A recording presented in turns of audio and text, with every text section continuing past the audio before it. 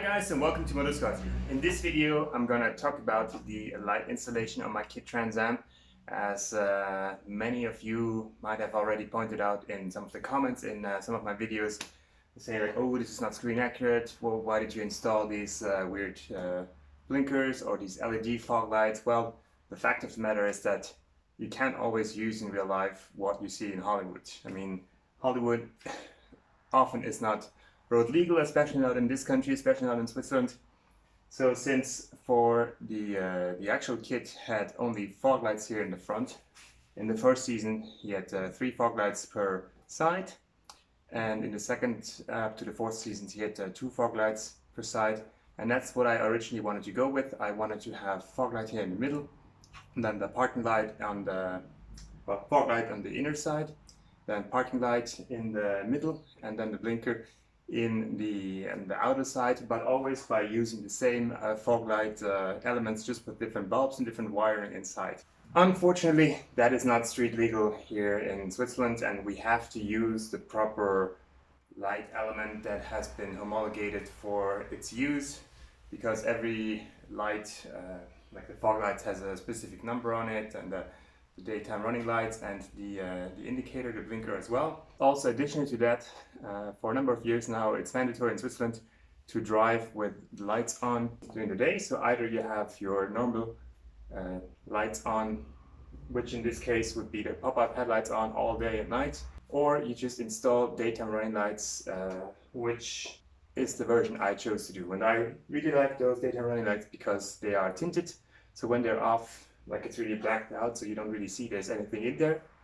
But it means that when the car is running, when the car is driving, actually they have to be on, and as soon as I switch on the headlights, they actually dim down to parking lights, which is also something I have to have. And KITT didn't have parking lights except for the first season, where you could still see his original blinker and parking lights behind the plexiglass.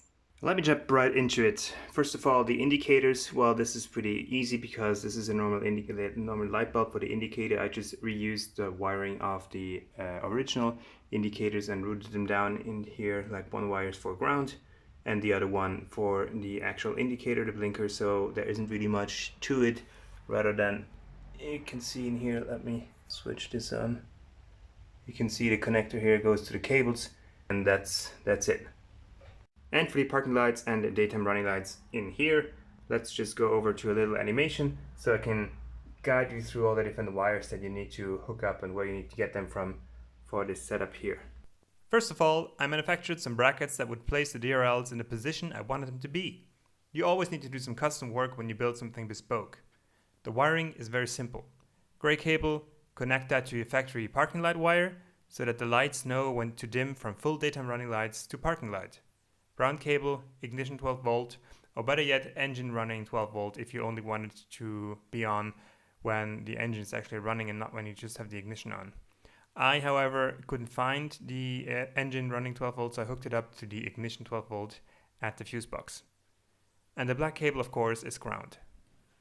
So the red light, the red cable for the daytime running lights, basically I brought it over here and connected it to this brown cable, which is hot and run, meaning that it's giving power when the engine is running, independently from headlights being on or not. And then last but not least, the fog lights themselves. Well, they gave me probably the most work out of all of these lights here, but it's actually not that complicated if you understand how the system works. And let's just go to myself a couple of months in the past when I installed these, and guide you through all the steps that I had to do to install them here, to do the wiring. Alright, so I finally managed to attach all the lights and fog lights and daytime running lights and indicators, and take it off again and paint the brackets and put it on and figure out all the wires. Obviously the fog light is grounded down here, and then also this is going up to the switch, to the relay, and I've made sure I've wired it all through the existing channels for the light. Same over here, you can see that's coming over. There's one light also for the daytime running light, going all through the existing channels. And then the more important thing is with the relay. So if you have a 90 to 92 Firebird, you will have the fog light harness inside the car in the dash. All you need to buy, obviously, the fog lights and this relay. So I had some trouble figuring out which wire goes where. So you have the 86 wire, which goes to the fog light switch, the yellow cable on the fog light switch inside. Then you have the 85, which is your ground. And then you have, which one is this? 87, which is the fog light lamps as well. You can see one for left, one for right. And then most importantly, also the power, which would be the 30. This is the 30. Like all these pins are numbered, and there's the same for all the relays, which goes to this light blue cable, which is a constant 12 volt, and which was already pre-installed. So I just attached it to this, and that's basically it. And then inside the car, obviously, originally this car came with the 2-button panel here. So I just bought, I haven't attached this, I just bought a new panel with the 3 slots and this fog light button. And then inside, this harness here was hidden in there. It came from the factory. So all I had to is to attach this button to this, and then make sure this is the black cable I showed you before from the relay. So this black cable, I connected it to this white one, which is the power switch for the fog lights.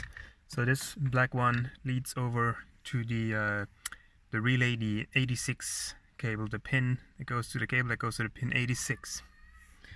And then one more thing you need to do, if it's not already done, you need to go to the fuse box.